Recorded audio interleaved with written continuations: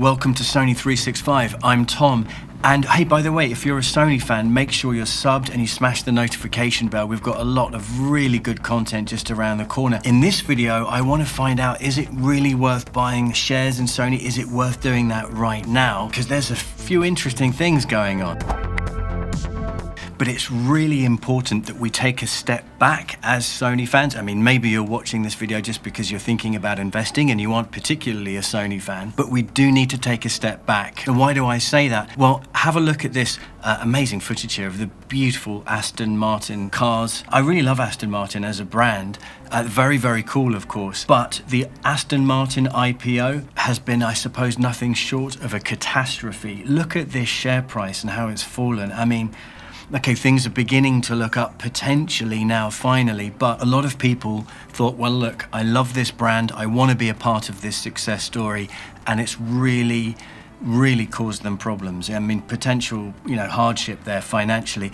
So let's just remove ourselves emotionally from Sony here and see, once and for all, right now, is Sony worth a buy? Now, I know a lot of you watching this will be Sony Xperia fans, and I'm one of those guys. I mean, I absolutely love Xperia phones, but you might be thinking, well, hold on, Xperia's not doing very well, therefore Sony isn't. Well, you're right, the Xperia brand, in terms of market share, is pretty dismal, below 1%, that's for sure. But it's important to remember that the Xperia division, it was loss-making until recently. Now it's in profit, and it was the only core business that was loss-making. And now it isn't. So that's a good start. And we need to remember, of course, that Sony doesn't need to sell smartphones in order to be a successful player in this space. It is an absolutely world-class supplier to the biggest names within this space: Apple, Samsung, Xiaomi, Oppo, all those guys. I mean, in fact, half of the industry is using Sony image sensors. So let's just remember that and take the whole Xperia thing out of the equation. After all, the Xperia part of the puzzle here is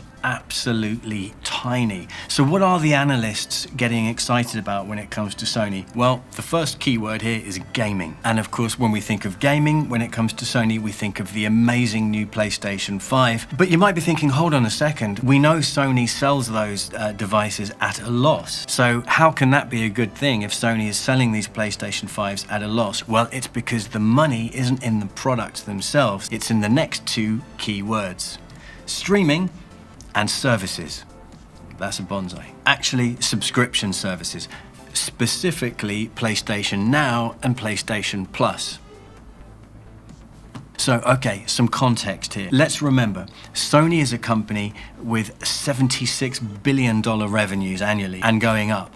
And gaming is what's driven the share price up so much in recent months. So from 2012 to 2019 fiscal years, Sony's gaming revenue has more than doubled, and it is expected to make up 30% of the company's total revenue in fiscal year 2020. Back in fiscal year 2012, it was actually only 10%. So we are talking serious growth here. But sales in Sony's digital sales, I'm thinking of things like PlayStation Plus that I mentioned earlier, is actually responsible for almost half of Sony's total income operating growth over the last 7 years. Wow. Almost half. Wow. And if you think that's impressive, check this out.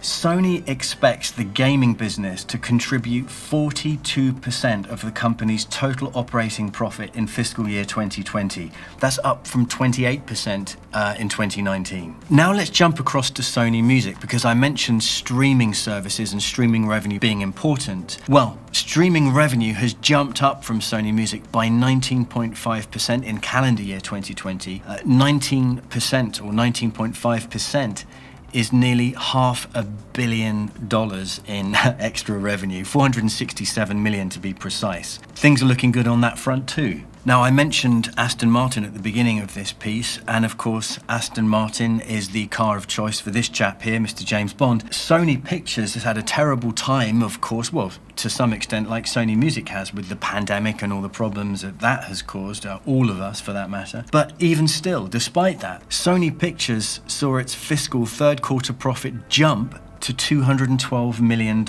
And earlier this month, Sony announced it will stop renting and selling movies and TV shows on the PlayStation Store in 2021. Now, it's possible Sony is preparing a new subscription-based streaming service of its own content brand. I mean, this is really exciting stuff, and Sony is perfectly placed to deliver on this. So you see here, the key words are gaming, streaming services, subscription services. This is shaping up pretty well, especially when we take into account that the core businesses of Sony are all performing at a very reasonable, safe, expected level. There's nothing scary there. And for potential investors out there, it actually gets even better. Because most of Sony's businesses lack the growth prospects of digital media, such as gaming and music, so the stock price typically trades at a relatively low price to earnings ratio of 13.4. Now, this is actually really good news for us as potential investors, because we can see the amazing,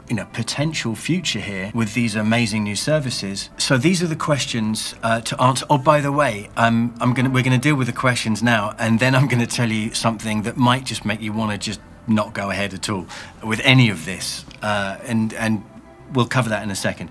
But first of all, do you agree with me that things are shaping up really, really nicely for Sony there with the streaming services, the subscription services through PlayStation 5 and other PlayStation devices? Is that something that you're excited about? And can you see this huge growth potential there? I know I can. But here's the thing. We need to mention Bill Gates. Because Bill Gates knows a thing or two about investing, and he tends to hire and employ some of the world's best strategists, as you'd expect for, a billionaire who wants to make billions more. Now, this is this is worth taking on board. If you look at what he's buying and selling right now in the last few weeks, you realize that he's actually selling his shares at a rate of 11-to-1 ratio. For every one he's buying, he's selling 11. And his shares now, his stocks in general, are actually very, very conservative choices. Now, in 2018, he was asked, in the near future, will we have another financial crisis similar to the 2008 one? And Gates replied, yes. It is hard to say when, but yes, this is a certainty. Could 2021 be that year? Well, it could. The things to think about here are the market cap to GDP ratio. Now, this all gets this is a whole nother video, right? And speaking of a whole nother video, I'm going to put a link in the video description below, all about what Bill Gates has been doing recently with his investments, just because you may find it useful. It's a good video. Who was it by? Cooper Academy, I think. Check it out.